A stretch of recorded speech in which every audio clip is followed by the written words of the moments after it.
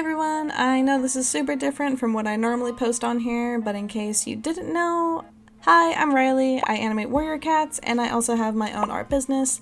I typically do things like Artist Alley, markets, and I also do online sales for this. I wanted to diversify my content a bit on here, as animation does take forever, so if you're down to listen, here is my review of Y2Kon. Now, some background on Y2Kon. Y2Kon 2023 is the con's first year. It was organized by an organization called Kon Live, and based off of everything I learned about them this weekend, what happened here is very much the norm for how they run things. Kon was 3 days in length and took place in Allen, Texas. I got a corner booth for $324 with Kon insurance, which meant that it just lets us back out at the last moment if we have like an accident or something. And I split it with a friend, so I really only paid $162 for my spot. So from the get-go, this con was already pretty iffy for me. My friend asked if I wanted to split, and I said yes, because I haven't really seen that friend in a while, and I honestly just wanted to hang out more than anything, and I didn't really have any events planned. I was kind of apprehensive about going, purely because it was Y2K themed.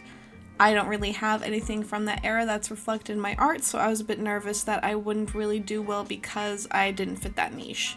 But it essentially just ended up being an anime convention with a million Funko Pop sellers. Other issues pre-con was a lack of communication.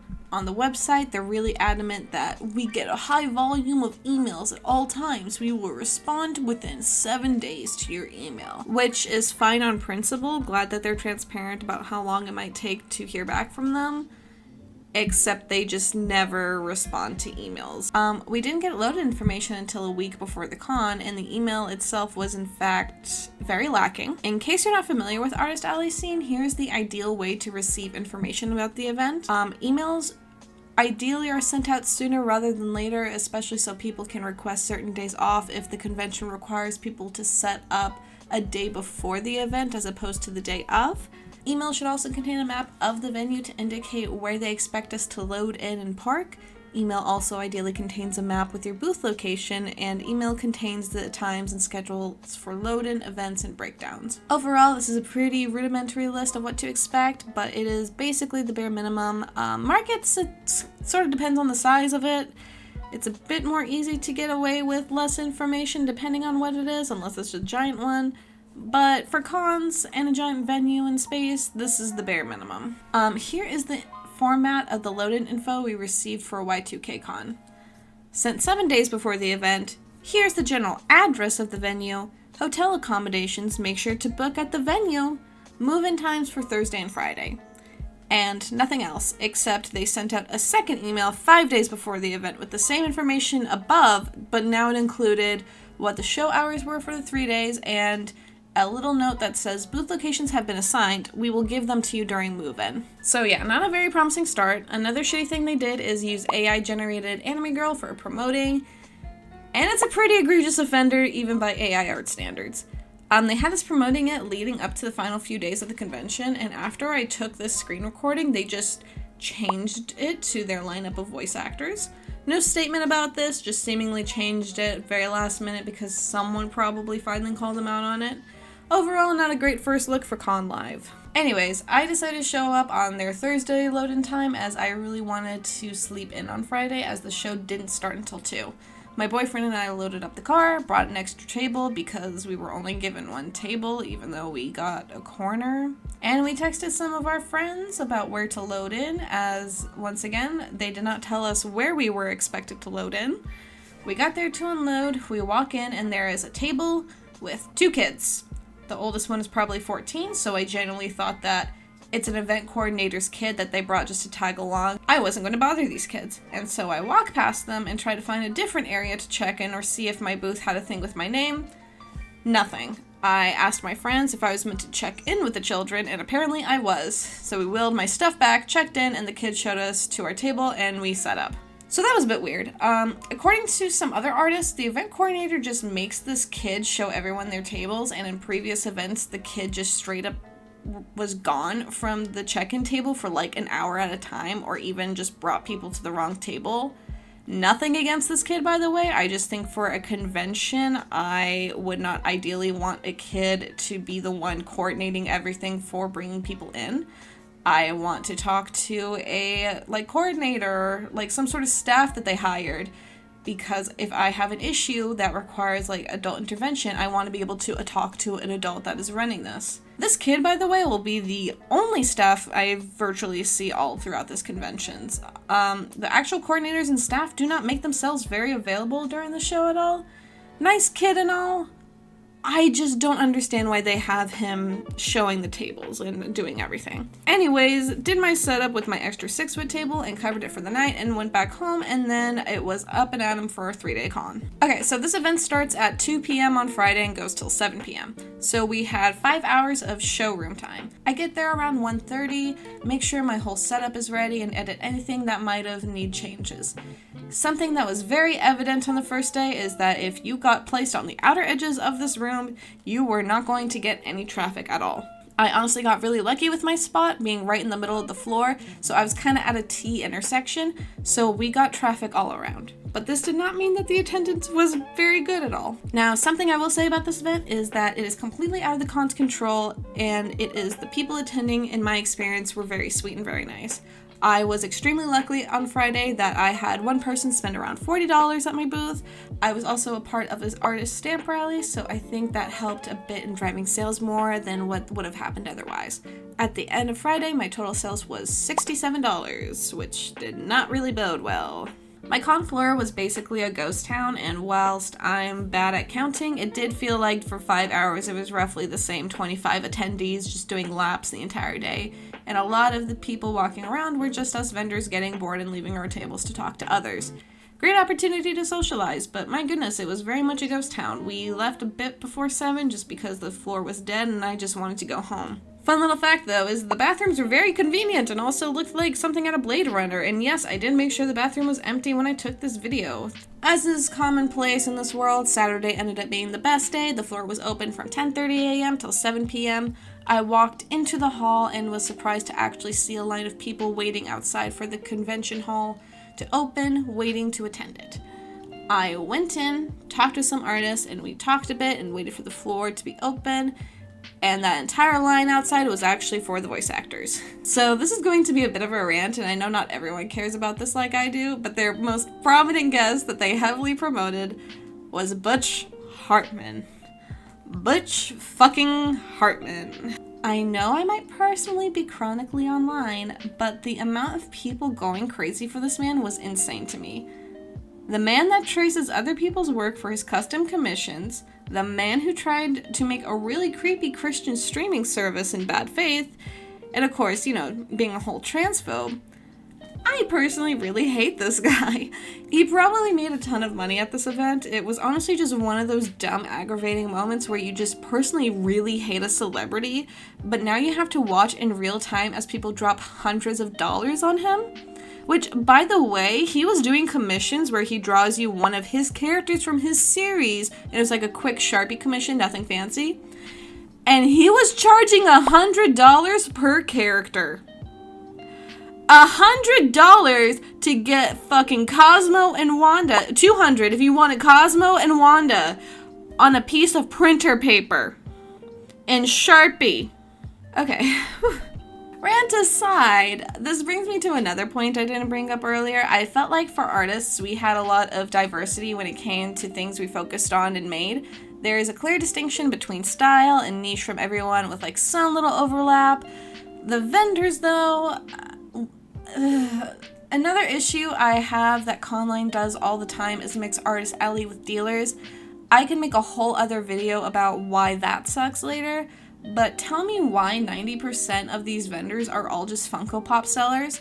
There was such an oversaturation of pops, and I don't know if I'm just being a hater, but did we really need like 15 vendors selling Funko Pops? Dude, the very impressive, don't get me wrong, it was very impressive voice acting lineup.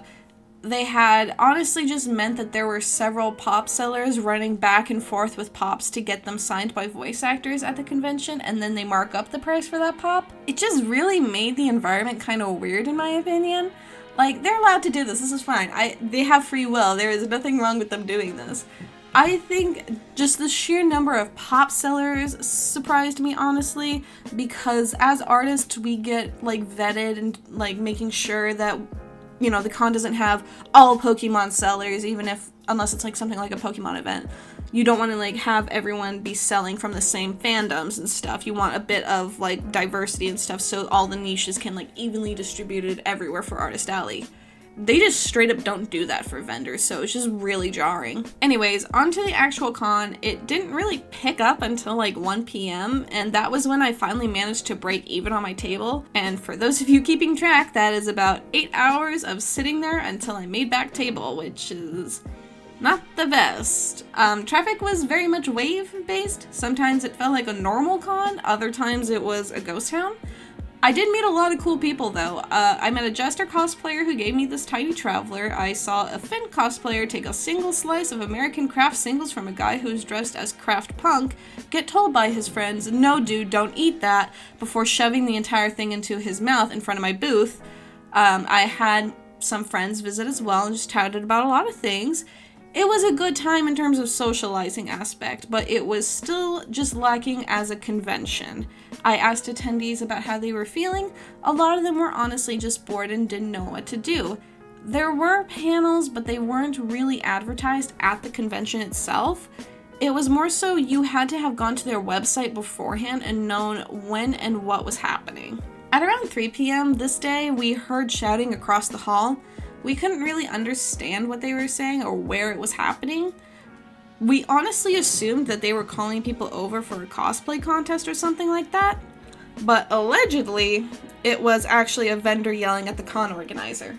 Apparently, this con organizer lied about the attendance. Once again, though, this is all word of mouth and should be taken with a grain of salt. However, this guy apparently told the vendor that they sold 5,000 tickets, and in reality, they didn't even sell 1,000. Not quite sure what happened after that, but honestly, it's a very real thing for this space to have event organizers just lie to you about their numbers to make it seem more legit than it actually was. Another weird instance is that the only other con staffer we saw came up to our table on Friday and told us that tomorrow the hotel was offering free parking for vendors, but the morning of, the hotel basically said, "We never said that." So there was some weird miscommunication thing that happened and we never really got a resolution for it. Overall, I was pretty exhausted due to the weird parking situation and there being no food vendors. People just found it cheaper to DoorDash food, which is never great. Personally, I joined a giant group order with some friends and we all split the re-entry to the parking garage between 8 people, so that made food getting a little bit easier. I had a Panera strawberry charged lemonade and I was up and jittery till 3 a.m. Don't get that. Also, I did not attend this, but apparently the after party was very sad looking. They made a prom night theme for Saturday and apparently only 15 people attend. And the only other details I have is that there was a punch bowl and there was glow sticks next to it, and that was it. Now, technically, my sales on Sunday were better than Friday, but it was so much slower. It was a giant repeat of Friday, but now everyone had seen everything and went home. I spent most of my time talking to artists around the convention center because it was so dead. I did my art trades, hung out, and there were like several hours of no sales. On their schedule, the opening time and closing time for Saturday were 10:30 to 5 p.m. We ended up leaving around 3:30, but people were packing up much earlier. A lot of people drove several hours to get there and even booked hotel rooms for the night, only to barely make any profit if they were lucky enough to. I don't blame them.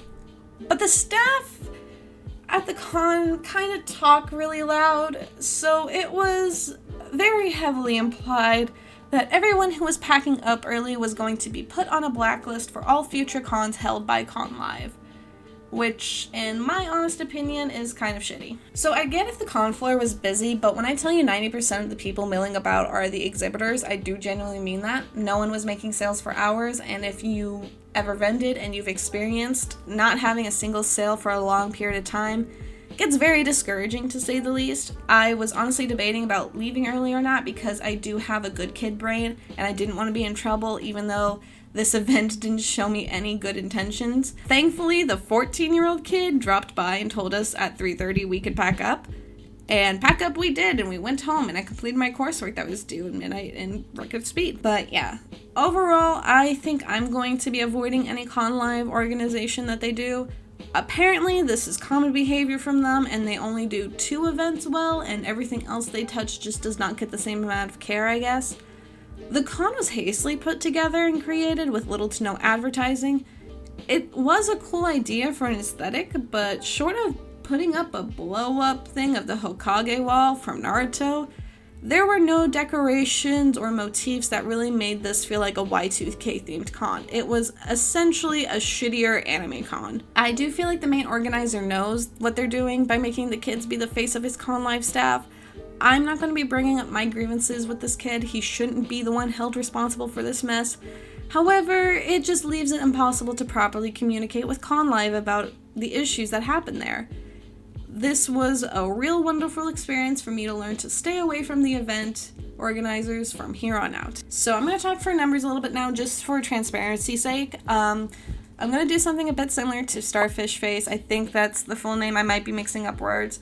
This is for transparency's sake, and I want to discuss why these numbers suck. I know it seems like a lot of money to earn in 3 days, but we're going to go over why. It's most likely not. $162 for the booth, $6 for the group order of food, $37 for gas were my expenses. Thankfully, I was local, so that means my gas tank just had to be refilled due to the distance, so my overall expenses were $175. Now, my low expectation for this con, before anything even started, my only goal was to make $500 in the 3 days that I was spending there at the con. I was essentially spending 22 plus hours over the course of the weekend working. My total net profit, once again for transparency's sake, and this is taking out all of the expenses, was $435 for this con. Most definitely not worth it, unfortunately. Just to give you guys an idea, in case you're not familiar with this world or anything like that, I have made that same amount of money at a lot of 6-hour, 1-day low commitment markets. Making $435 in the span of 3 days for a convention, especially if you want to consider people who either flown in there, drove 6 hours, or even booked a hotel room for a night, it just does not cover expenses. So that was my experience with Y2Kon. I'm probably only going to make videos about conventions specifically just because for markets it's a lot more personal and not as corporate, depending on unless something crazy happens. But if you enjoyed this video, please leave a comment. If you guys have any critiques for me of how you want these to be formatted or anything like that, let me know. I'm open to criticism. I just sort of want to branch out into other things while I work on animation. So yeah, I also have my Etsy store up, and if you guys want to check out any of the stuff I do sell at Artist Alleys, I also have my Instagram that will have my event lineup for the time pinned, and yeah, thank y'all so much for watching.